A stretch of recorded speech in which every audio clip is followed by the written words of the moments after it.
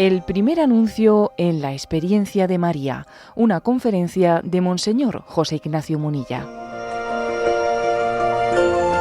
Fue pronunciada en febrero de 2025 en el Congreso Mariológico y de Primer Anuncio, celebrado en Elche, con motivo del 75 aniversario de la proclamación del dogma de la Asunción de María. El primer anuncio en la experiencia de María. Pienso que el título de esta ponencia está a medio camino entre el primer misterio y el segundo misterio gozoso. El primero que dice, el anuncio del arcángel a María, y el segundo, la visitación de María a Isabel. ¿Por qué digo que está a medio camino entre los dos misterios? Porque los alcanzados por Cristo se convierten en misioneros. Hoy en día, desde esos retiros de primer anuncio que estamos haciendo, diríamos, los caminantes se convierten en servidores. Y así María recibe el anuncio y se pone en camino en la visitación. María nos enseña a coger el anuncio, a encarnarlo en nuestra vida para poder así llevar a Cristo al mundo. De hecho, San Francisco de Sales habla de esta visitación de María e Isabel como la primera procesión del Corpus. Esa es una expresión de San Francisco de Sales. Fue la primera procesión del Corpus, la que fue desde Nazaret hasta Incarén. Y María era la custodia y llevaba a Jesús. María era Cristóforo. Es la misma experiencia de Pablo, ¿no? Quien dice, no soy yo quien vive, es Cristo quien vive en mí. Fijaros esta expresión en labios de María. Si la dijo San Pablo, no soy yo quien vive, es Cristo quien vive en mí. ¿Qué podría decir María llevando en su seno a Jesús camino de Incarén para visitar a su prima Isabel? Pues bien, para centrar esta reflexión, permitidme comenzar con una anécdota. Cuando don Vicente, no se asuste don Vicente, cuando don Vicente, no, el rector de la Basílica, me comentó que habían pensado poner como lema del jubileo Santa María Porta del Cel, pues yo recuerdo que le dije, hombre, la puerta del cielo es Jesús. Dice Juan 10:9, yo soy la puerta. María es la primera que pasó por la puerta. Pero recuerdo que don Vicente me dijo, a ver, señor obispo, en las letanías rezamos todos los días puerta del cielo. Le dije yo, pues es verdad. Y esta matización es recurrente, porque de la misma manera que decimos que Jesús es Señor, a ella le llamamos Señora. O cuando afirmamos que Jesús es el único mediador, a ella le llamamos medianera. De la misma manera que afirmamos que Cristo es nuestro Redentor, a ella muchos santos le han llamado la corredentora. En realidad, bien sabemos que lo que se dice de María estamos llamados a serlo todos y cada uno de nosotros. La explicación está en que somos cristóforos, llevamos a Cristo. Es Cristo quien vive en nosotros y nos permite participar de su señorío, de ser mediadores, de ser la puerta, de ser corredentores. Por lo tanto, sí, María es modelo del primer anuncio. Estamos llamados a ser mediadores, puerta, a prolongar el ministerio de Jesucristo en el mundo, como lo prolongó María. Pero por otra parte, ese pasaje evangélico de la visitación también da respuesta a una inquietud pastoral en nuestros días, que tanto hemos prodigado en la diócesis. Primer anuncio. Hemos hecho muchísimos retiros de primer anuncio y lo que te rondaré, Morena, que queremos hacer muchos más, ¿no? Pero ya nos hacemos la pregunta, ¿y después del primer anuncio qué? ¿Y después qué, no? ¿Cómo lo prolongamos? ¿Cómo lo continuamos? Pues bueno, pues fijémonos en María, fijémonos en ella, porque ella continúa, después de haber visitado a Isabel, continúa su gestación, hasta completar el tiempo de dar a luz a Jesús para la vida del mundo, ¿no? En efecto, el neoconverso que ha tenido su primer encuentro con Cristo está llamado no solo a servir, sino a continuar creciendo en Cristo. No es que deje de ser caminante para convertirse en servidor. No, tiene que seguir siendo siempre caminante. Tiene que seguir siempre creciendo en Cristo. Acoger el mensaje de Cristo en mayor plenitud, formarse mejor, no solamente en un querigma inicial que ha recibido en un primer anuncio, formarse mejor para ser capaz de dar razón de su fe. Está llamado para ello a ser acompañado, a discernir su inserción en el cuerpo místico de Cristo, a hacer presente su vocación en medio del mundo. Por tanto, María es modelo del primer anuncio y también del después qué. Cómo hay que seguir creciendo después de ese primer anuncio. Planteo una cuestión para seguir avanzando en esta reflexión. ¿Hablar de María es hablar de nueva evangelización? ¿O por el contrario, es echar mano del depósito de las tradiciones de la Iglesia? Hago esta reflexión en la ciudad del Misteri, en la que se lleva 700 años representando ese auto sacramental. Y al mismo tiempo hago esta reflexión en una diócesis que está volcada en dirigir su primer anuncio en nuevos formatos novedosos, creativos, en a ver cómo llegamos a, pues que si Emaús, Efetá, Bartimeo, Samuel, cursillos de cristiandad, camino neocatecumenal, semanas de vida en el Espíritu, 440, etcétera, etcétera. Estamos explorando, ¿no?, montones de iniciativas de cómo hacer llegar. Entonces la pregunta es, ¿estamos hablando de nueva evangelización o de echar mano del depósito de las tradiciones? ¿Por qué optamos? ¿Por la creatividad o por el amor a la tradición? Me viene a la mente un texto evangélico que suele ser muy poco citado. Es Mateo 13:52. Jesús les dijo, pues bien, un escriba que se ha hecho discípulo del reino de los cielos es como un padre de familia que va sacando de su tesoro lo nuevo y lo antiguo. El padre dice, ahora saco algo nuevo, ahora saco algo antiguo. Pues así hace la Iglesia. La Iglesia va sacando de su tesoro lo nuevo y lo antiguo. La creatividad del Espíritu Santo y la evangelización solo estará autentificada por la fidelidad a la rica tradición de la fe mariana de nuestro pueblo. Espero haceros propuestas concretas, ¿no?, en la parte final de mi intervención.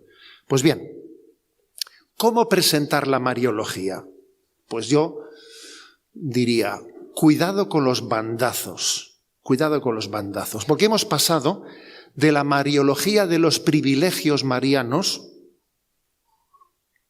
quizás, ¿no?, que la que se hacía fundamentalmente antes del concilio, subrayar los privilegios marianos, la Inmaculada, la virginidad de María, la asunción de María a los cielos. Hemos pasado de la mariología de los privilegios marianos a olvidar los dogmas marianos y a centrarnos casi exclusivamente en la mariología discipular. Bueno, ¿y entonces qué ocurre? Pues que necesitamos un equilibrio, no dar bandazos. Esa mariología discipular prácticamente renuncia a lo anterior, cuando no se hace equilibradamente, para centrarse en subrayar la figura de María como el modelo del discípulo de Jesucristo. La primera mariología, la que subraya los dogmas, los privilegios marianos, destaca más la maternidad de María, y la segunda, la mariología discipular, destaca más las virtudes de María como modelo de vida en la Iglesia. Pecamos de dar bandazos, de no integrar ambas dimensiones. O una mariología de títulos honoríficos que ensalza y dignifica a María, o una mariología que parece reducirse al itinerario de la vida cristiana de cualquiera de nosotros y que huye acomplejada de subrayar la singularidad de María. Pero está claro que tenemos que integrar ambas dimensiones. Y ahora voy a subrayar las dos dimensiones. En primer lugar, voy a comenzar por subrayar la dimensión de esa mariología discipular. Imitar el discipulado de María. que personifica la Iglesia peregrina. ¿Dónde está la grandeza de María? A ver, ¿dónde está la grandeza de María? No lo dudemos. En su acto de fe. ¿Hubiesen sospechado los habitantes de Nazaret la grandeza de María? No.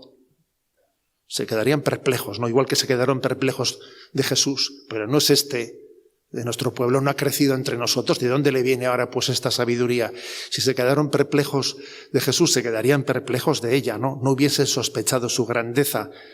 Lo increíble es que la singularidad y la grandeza de María convive con la más absoluta sencillez y sobriedad. La obra más encomiable que María realizó no fue otra que pronunciar con absoluta autenticidad aquella expresión: he aquí la sierva del Señor, hágase en mí según tu palabra. Es decir, su acto de fe. La grandeza de María está en su acto de fe, tan pleno como sencillo. Esa fue, me atrevo a decir, la mayor colaboración que la humanidad ha prestado en la obra de la salvación de Dios. No ha habido obra más grande en la evangelización que el sí de María, que el acto de fe de María. Es la cúspide y modelo de la actitud de toda criatura humana ante Dios. Es la verdadera religiosidad. En estos meses estoy recorriendo la diócesis, ¿no? Haciendo pues un curso de reflexiones sobre María. Son 8 reflexiones con el título de Hablemos de María. Me estoy sirviendo de un libro maravilloso de Canta la Mesa, Reinero Canta la Mesa, en el que se recoge su predicación a lo largo de tantos años, ¿no?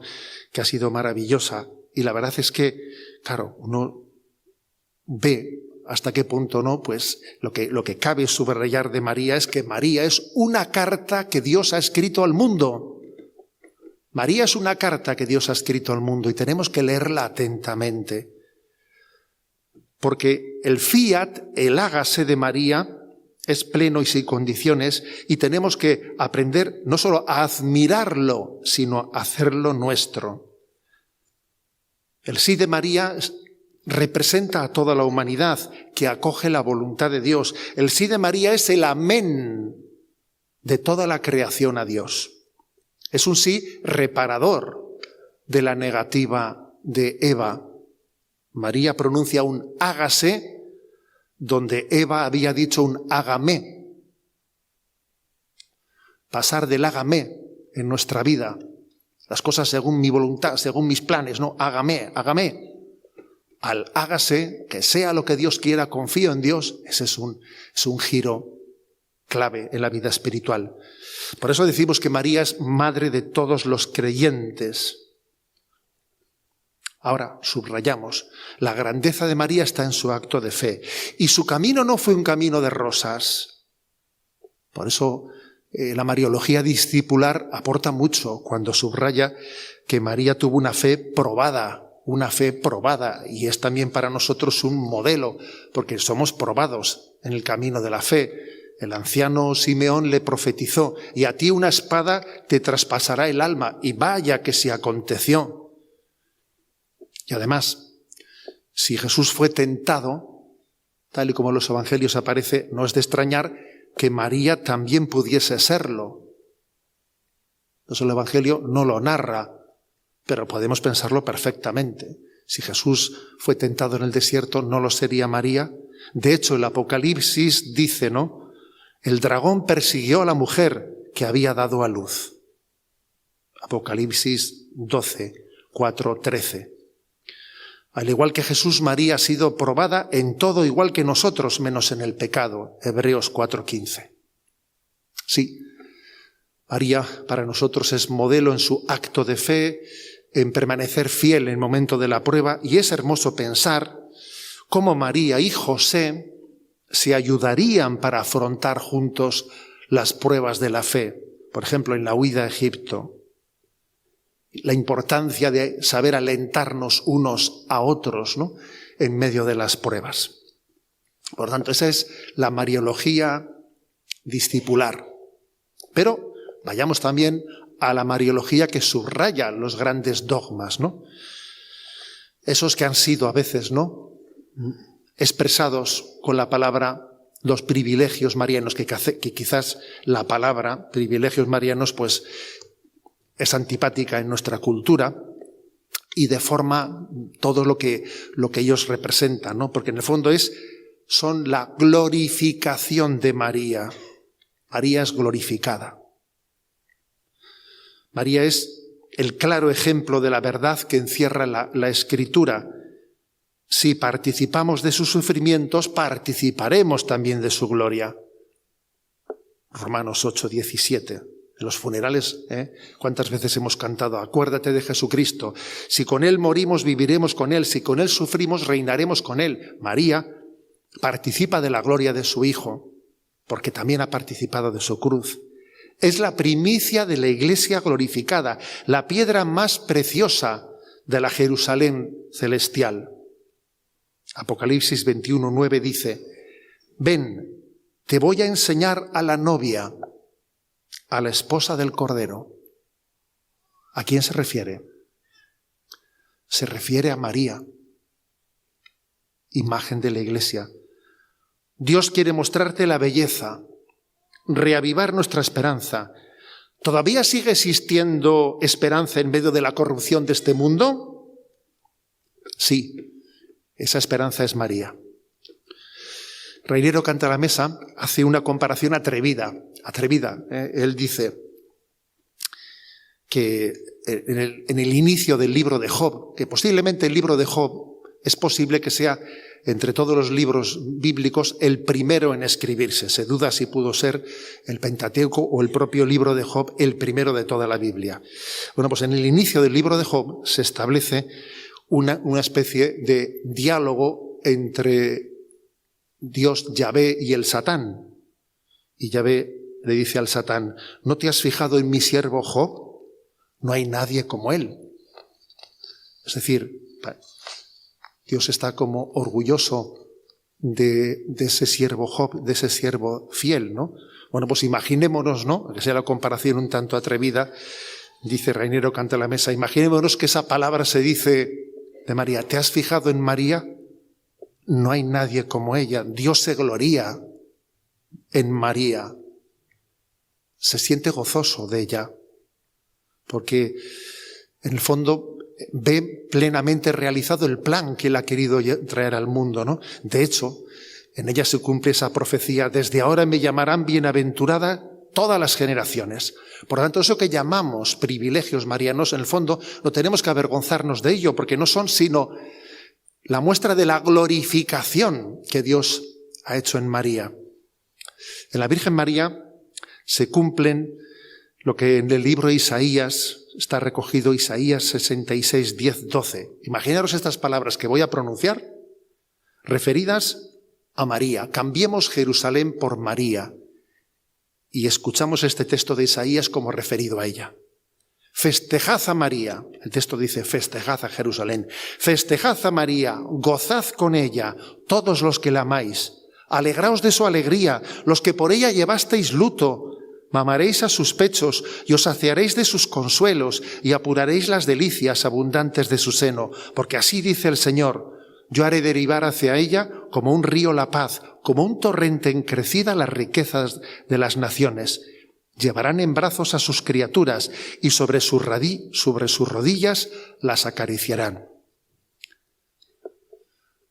¿Quién mejor que María podría hacer suyas las palabras de Santa Teresita de Lisieux, pronunciadas cuando se acercaba a su despedida? Todos conocemos esas famosas palabras, ¿no? Pasaré la eternidad haciendo bien en la tierra, dice Santa Teresita. Siento que mi misión va a empezar. Lo dice cuando está a punto de morir. Siento que mi misión va a empezar.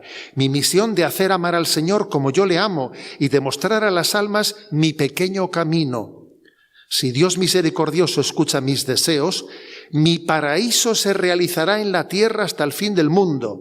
Sí, quiero transcurrir mi cielo haciendo el bien en la tierra. Si esto lo dijo Santa Teresita de Lisieux, ¿qué no podría decir María, no? Y así ha sido.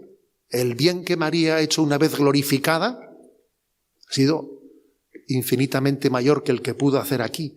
El poder de intercesión de María en el cielo es inmensamente superior que el que tuvo en Caná de Galilea, cuando le dijo a su hijo: no tienen vino. Pero ahora su poder de intercesión es muy superior, porque de forma análoga como en la resurrección le dio a Jesús la condición de ser hijo con poder, Romanos 1:4, así a María, asociada a Cristo, se convierte en la glorificación de la asunción a los cielos en Madre de Dios con poder. Ella en el cielo tiene un poder que estando aquí no tenía. Obviamente no es un poder autónomo ni independiente del de su hijo, es un poder de intercesión, pero muy superior al que tuvo en la tierra. Pero un matiz. Fijémonos en lo que dice 1 Juan 5:14. En esto consiste la confianza que tenemos en Él, en que si le pedimos algo según su voluntad, nos escucha. O sea, el matiz es este. María tiene un poder de intercesión grandísimo, pero María siempre pide las cosas según la voluntad de Dios. Ese es el problema, que nosotros pedimos las cosas no siempre según la voluntad de Dios. Y la labor intercesora de María consigue lograr que nuestros deseos coincidan con la voluntad de Dios. Y no al revés. No es a ver si le convenzo a Dios, sino a ver si me dejo convencer por Él, ¿no? Y yo recuerdo que fui, como os ha dicho en la presentación, fui párroco en Zumárraga 20 años, sacerdote 20 años en Zumárraga, y ahí había una ermita maravillosa, medieval, que es la ermita de la Antigua, y claro, pues había un momento en el que la ermita solía estar llena de velas, ¿no? Llena de velas con las súplicas de los fieles. ¿Y cuál solía ser ese momento? En época de exámenes. En época de exámenes la ermita estaba a tope de velas, ¿no? Presentando peticiones. Y recuerdo que en una ocasión, pues bueno, como era época de exámenes y estaba la ermita a tope, pues me acuerdo que hice una predicación, ¿no? Y dije, de estas velas, ¿cuántas habrán sido presentadas suplicando: aumenta mi fe, aumenta mi esperanza, aumenta mi caridad? ¿Cuántas velas de estas que están aquí, cientos había allí, ¿no?, habrán sido presentadas diciéndole al Señor: Señor, muéstrame tu voluntad, quiero hacer tu voluntad? Bueno, pues ella es paciente y una gran pedagoga, tiene una gran pedagogía. María tiene la capacidad de obrar con tal delicadeza que a veces pareciera que ella le ha convencido a Jesús, cuando en realidad es a nosotros a quien nos ha convencido. Para ello tiene la virtud de hacerse presente en las noches oscuras. María, muchos padres de la Iglesia han recurrido a ella con la imagen de la luna que es capaz de trasladar el reflejo de la luz del sol cuando no somos capaces de ver el sol. Pues María, en ese ser luz reflejada, en ese estar presente en las noches oscuras, lleva adelante con paciencia y con pedagogía esa obra de conformar nuestra voluntad a la de Dios, intercediendo.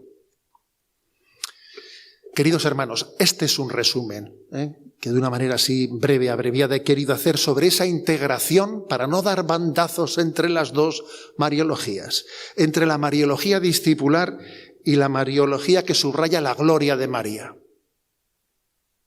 Sí, María es discípula humilde que pasa desapercibida, pero Dios no ha querido que pase desapercibida, la ha querido glorificar. Y la asunción a los cielos es la glorificación y la Inmaculada Concepción.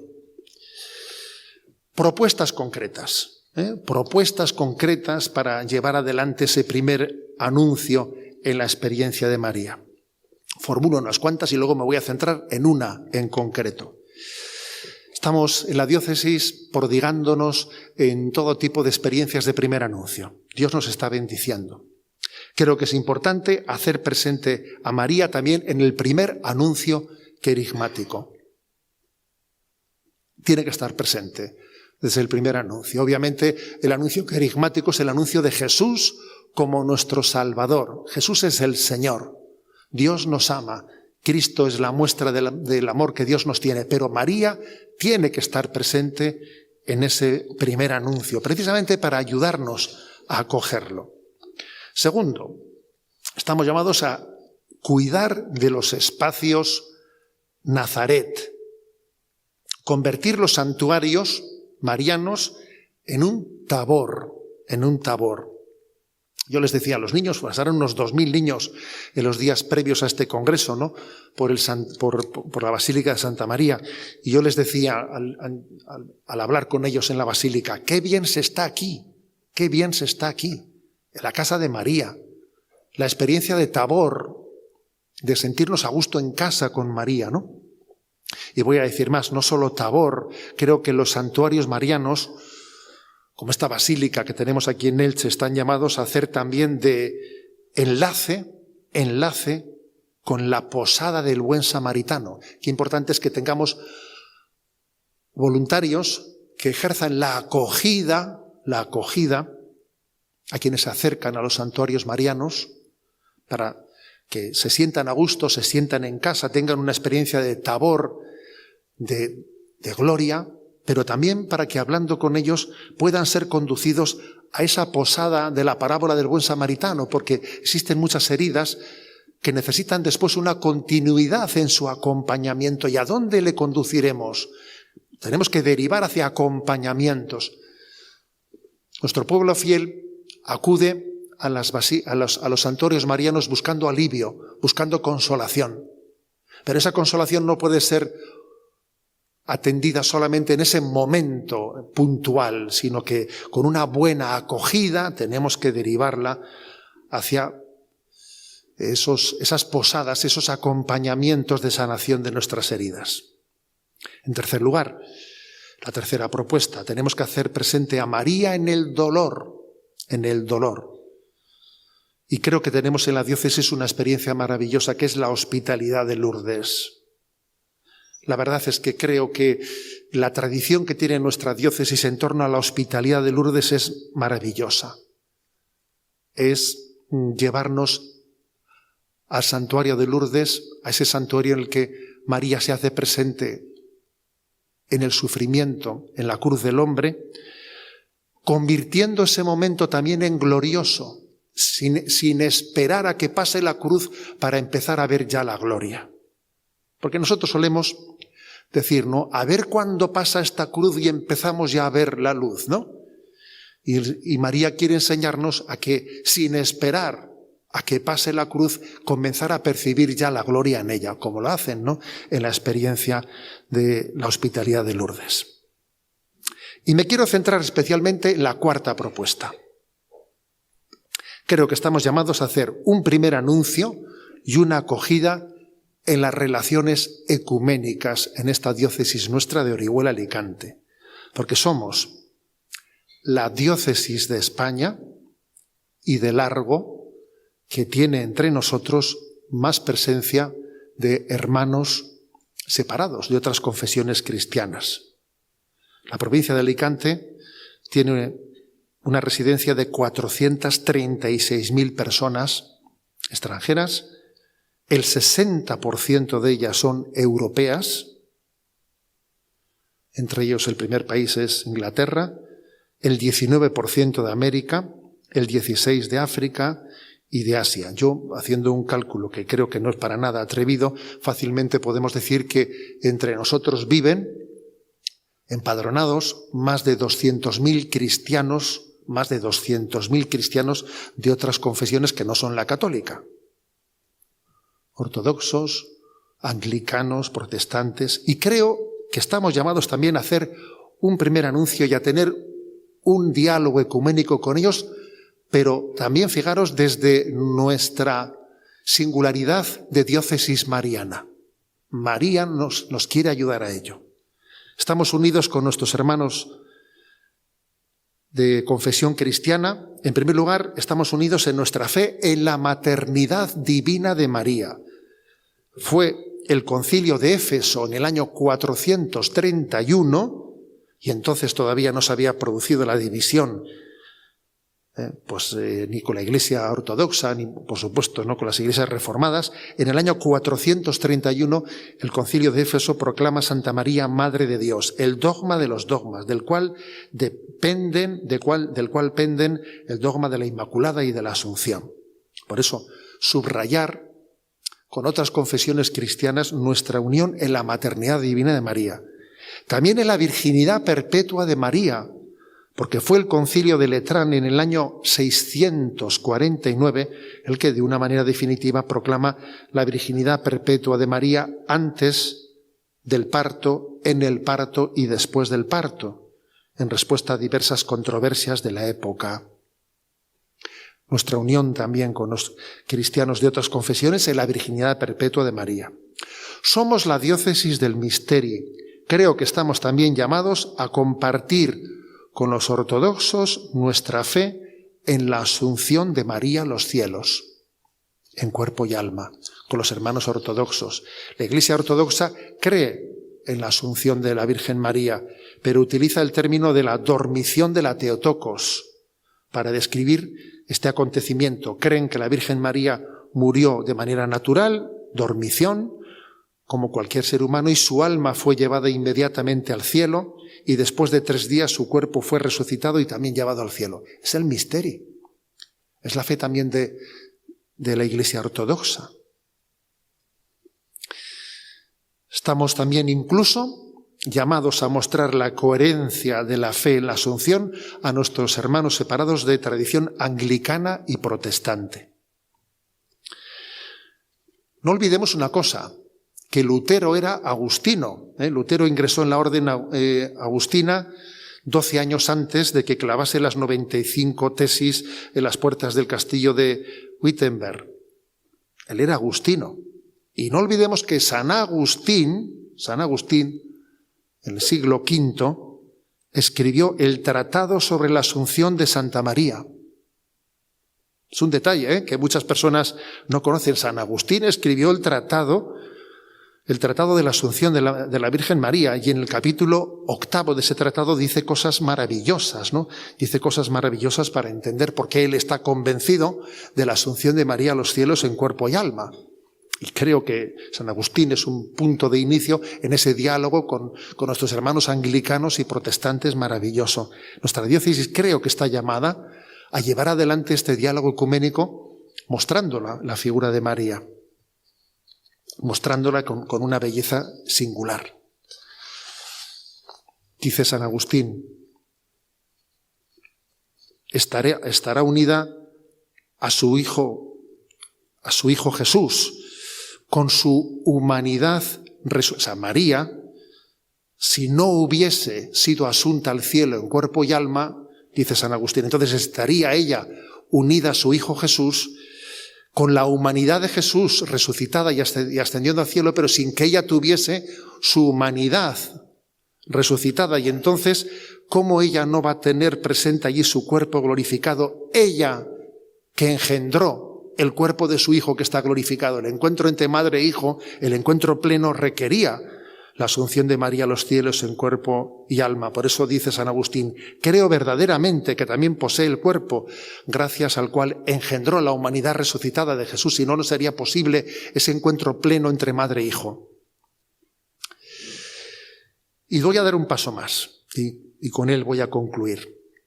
Además de ese diálogo ecuménico, también creo que hay otra realidad que conforma nuestros días, con la cual no es tan fácil. Yo creo que es imposible tener un diálogo ecuménico, sino más bien creo que hay que tener una capacidad crítica clara y contundente. Me refiero a la nueva era.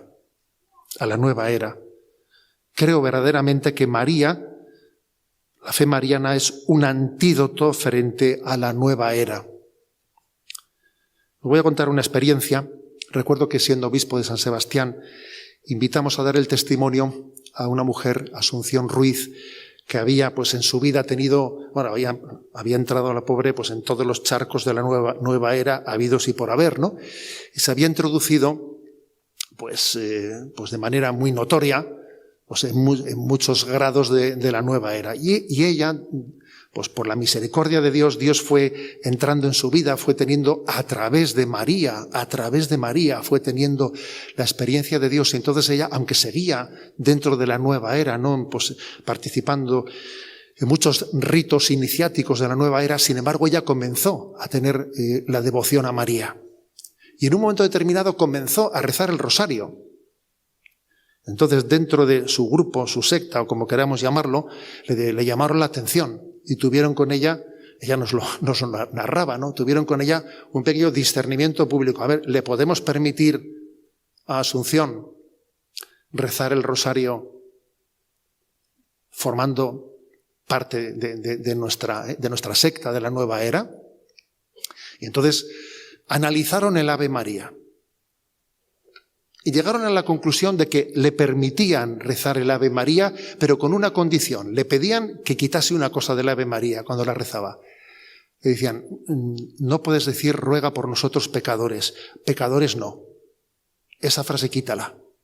Quítala porque, en el fondo, desde la nueva era no se dice que el pecado no existe, es una falta de conocimiento, es una falta de plenitud, ¿no? Pero no existe el pecado. Curiosamente, ¿no? La nueva era se caracteriza por el pensamiento de que el hombre se salva a sí mismo. Es la autotrascendencia del hombre. Es el propio hombre el que es capaz de descubrir la plenitud en su propio interior. No es Dios el que viene a salvar al hombre. Nada de que por su misericordia nos visitará el sol que nace de lo alto. No. Esa verdad nace de nosotros mismos. Y esta herejía de nuestros días creo que está llamada a ser contestada. Asunción tuvo el don de Dios de decir, yo no cambio el Ave María, yo pienso seguir rezando, ruega por nosotros pecadores. Entonces le dijeron, pues elige, si dices tal cosa serás expulsada. Y ella, por la gracia de Dios, entró en la Iglesia Católica porque quiso rezar la integridad del Ave María con todo lo que significa, reconociéndonos pecadores y reconociendo que necesitamos de la misericordia de Dios para salvarnos. Creo que la Mariología, bien entendida, es un antídoto frente a las deformaciones gnósticas que se están introduciendo mucho entre nosotros, a las falsas antropologías. Por ejemplo, la reencarnación. La asunción de María a los cielos en cuerpo y alma está también poniendo ante nuestros ojos, poniendo en valor la antropología católica de la separación del alma y cuerpo en el momento de la muerte y de la llamada a la resurrección final de nuestros cuerpos. Por tanto, creo que una Mariología es la respuesta adecuada a las deformaciones gnósticas que estamos padeciendo, ¿no? María es la respuesta también de un mundo que necesita esperanza, que necesita belleza, porque hemos sufrido mucho viendo la deformación a la que podemos llegar, ¿no?, cuando damos la espalda a Dios. Y mirando a María, viendo su belleza, se reanima nuestra esperanza, se reformula, se ordena, ¿no?, nuestra fe. Y creo verdaderamente que no existe ningún tipo de contraposición entre nuestra fe cristocéntrica, que bien sabemos, ¿no?, que nosotros somos cristocéntricos y no mariocéntricos, somos cristocéntricos, no existe ningún tipo de contraposición, ¿no? Concluyo con la famosa anécdota que muchos ya conoceréis, ¿no?, con San Juan Pablo II, que en uno de sus viajes apostólicos, pues un periodista, a propósito de su lema, totus tus, ¿no?, somos todos de María, entonces le preguntó el periodista, Santidad, ¿por qué es usted tan mariano?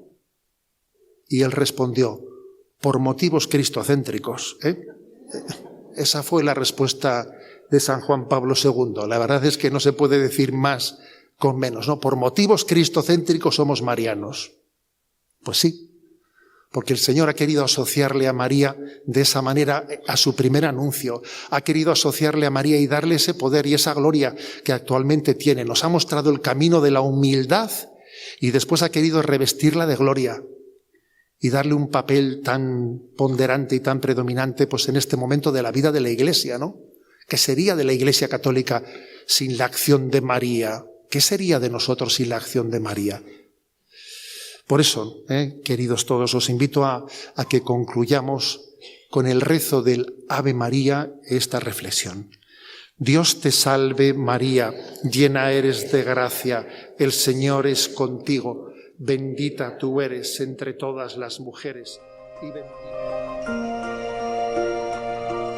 Finaliza en Radio María esta conferencia de Monseñor José Ignacio Munilla titulada El primer anuncio en la experiencia de María. Se trata de una charla pronunciada en febrero de 2025 en el Congreso Mariológico y de Primer Anuncio celebrado en Elche con motivo del 75 aniversario de la proclamación del dogma de la Asunción de María.